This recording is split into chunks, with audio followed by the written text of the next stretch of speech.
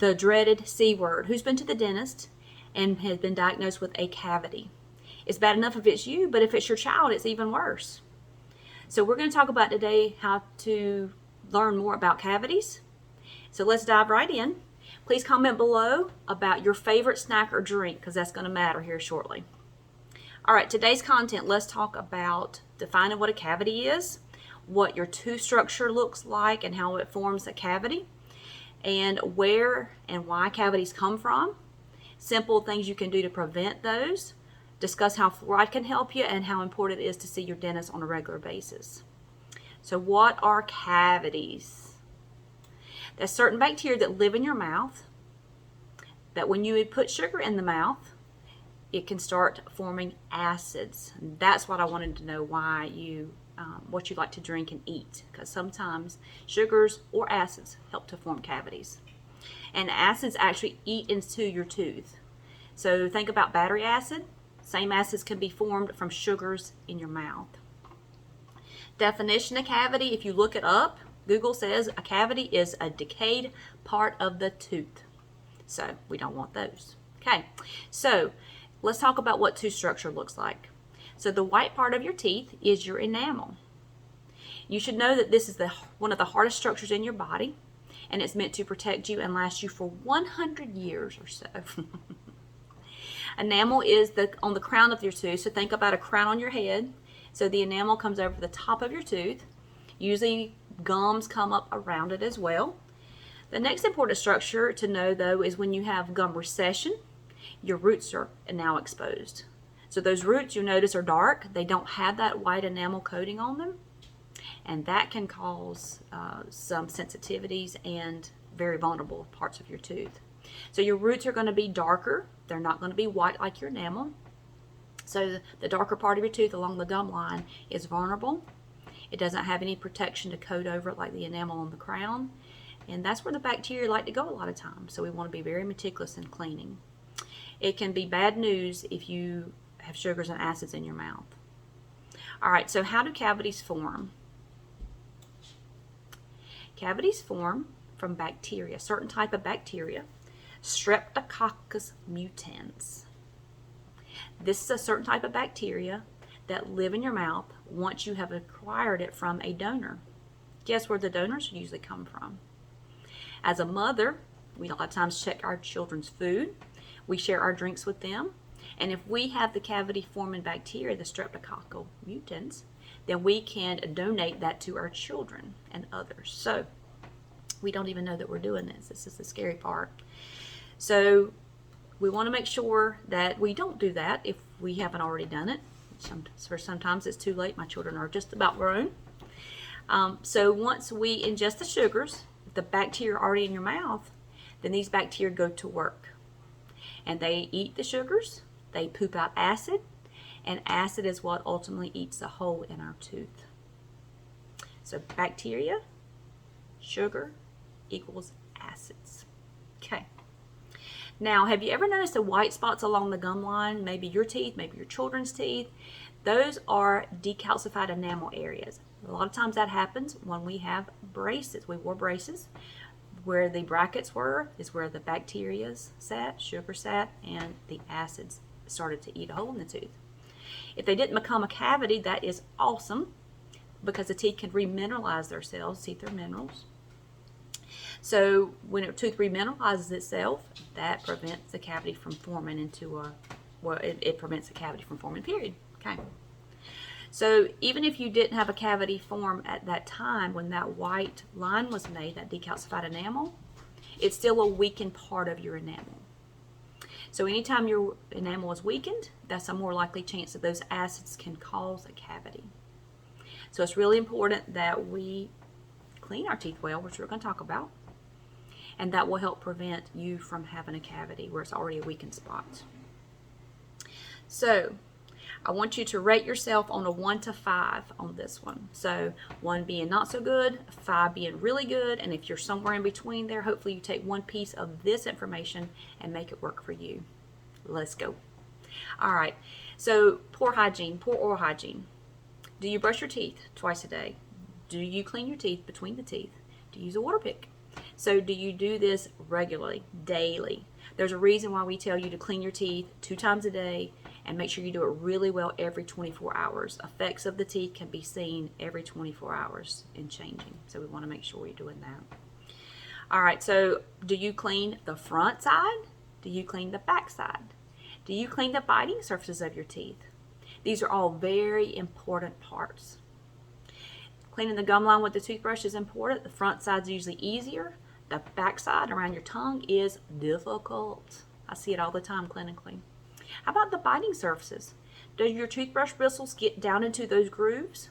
Likely they don't if you have groovy molars. So groovy molars are great because they help chew your food, and they are helpful for that. What they're not helpful for is when you're trying to clean them.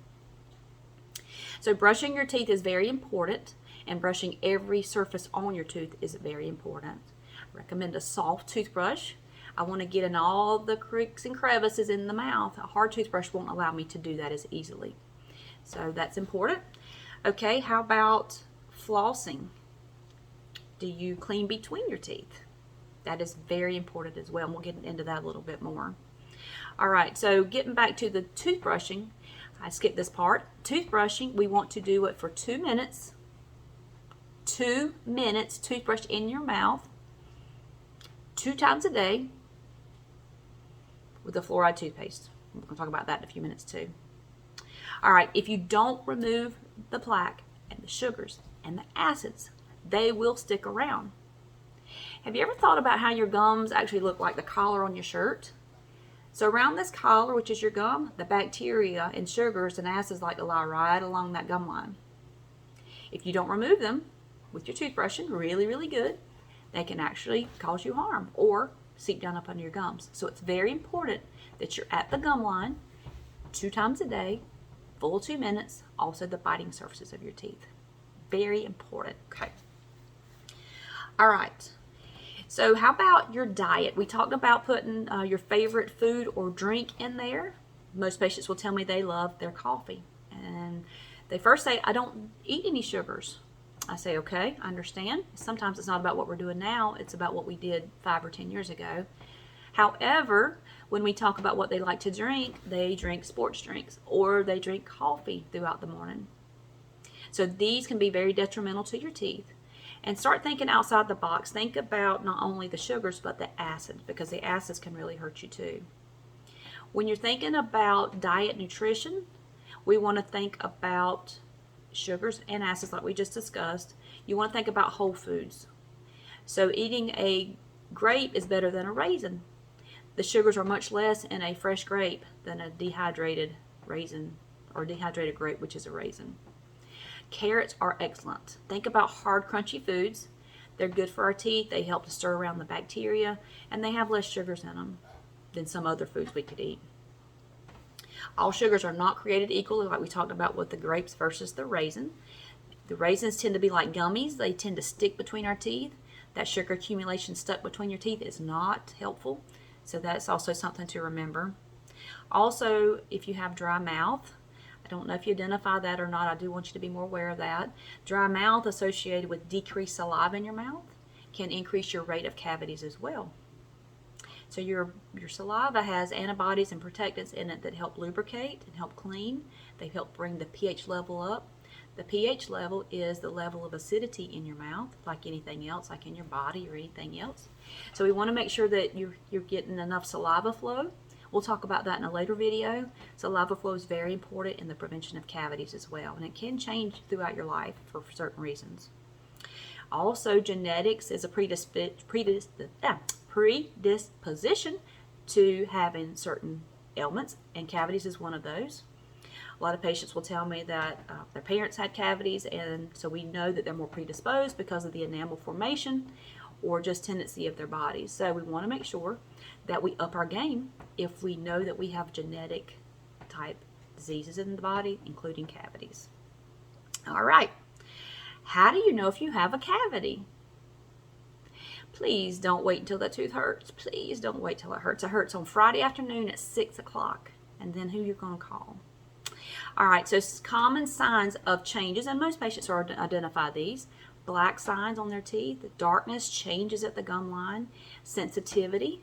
Patients will say, I have sensitivity when I eat sugar. That's usually a red flag that you have a cavity.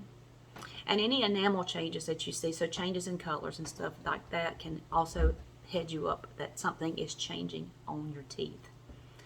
So what if you get busy and don't treat it or don't go see about it or whatever? What can happen? Severe pain, complications such as abscess, and inside your tooth, the bacteria, sugars, acids can get into the nerve of your tooth. The nerve of your tooth is very, very important to prevent from getting involved. That usually indicates that you may have to have a root canal if the bacteria, sugars, and acids were to get to that nerve source. It's deep inside your tooth, but that would cause you to have an abscess. So pain that you would have would be some throbbing pain if it was severe enough. Sensitivity to hot and cold. Cold is usually a better sign. Heat is usually an indicator that there is something more serious going on. So heat is not a good sign. And sensitivity to sweets, like we just mentioned, so be aware of that. All right, tooth abscess and infection. This is what we were talking about with the nerve. That could signal that the acid has gotten into the nerve of your tooth. So the outside is your enamel. The gum line area is your dentin. So deep inside your enamel is a nerve. And if the bacteria, sugars, and acids get to that nerve, that could signal an abscess. Now, what you might see if it gets bad enough is a pimple on the side of your gum. So it would come out usually on the cheek side of your teeth, gum lines where the roots would end. So you might see a little white pimple. That's your body trying to rid itself of the infection. So body is awesome. It tries to heal itself, but it just can't. So sometimes if you have a bad enough infection, I have seen those. Children get those as well. Prevention of cavities. This is very important. So brush, floss. There's so many ways to clean now. We'll go to that in a different video. But today I just want you to concentrate on just being mindful of the things you're eating, the things you're putting in your mouth, acids, sugars, processed foods versus whole foods. That'll help you a lot. Brushing along the gum line, regular flossing, and mouth rinse. We'll go into that at another video as well. All mouth rinses and mouthwashes are not created equally. But also limiting your sugar intake and acids, so be mindful of that. All right, so let's talk about dental visits. We can prevent disease in your mouth if we are watching for it. We as dental professionals, I'm a dental hygienist with 30 years of experience in clinical dental hygiene, so we can look at things in your mouth and see what you can't see. X-rays are imperative to be able to see what's going on. The great news about X-rays is that there's less radiation than ever. We stay in the room with you and take your X-ray now with our machines. We have bright lights. We have instruments. We have magnifying glasses. We can see what's going on in there, and we can prevent a lot of stuff. So I encourage you to make sure you're seeing your dentist regularly as well. All right, so remember what food you're putting in your mouth, sugars, drinks, acids. Remember to clean your teeth well. Fluoridated toothpaste is also a recommendation, and see your dentist regularly. I will catch you on another video, and I appreciate you sticking around. And if you like, subscribe. That would be awesome as we're just getting started.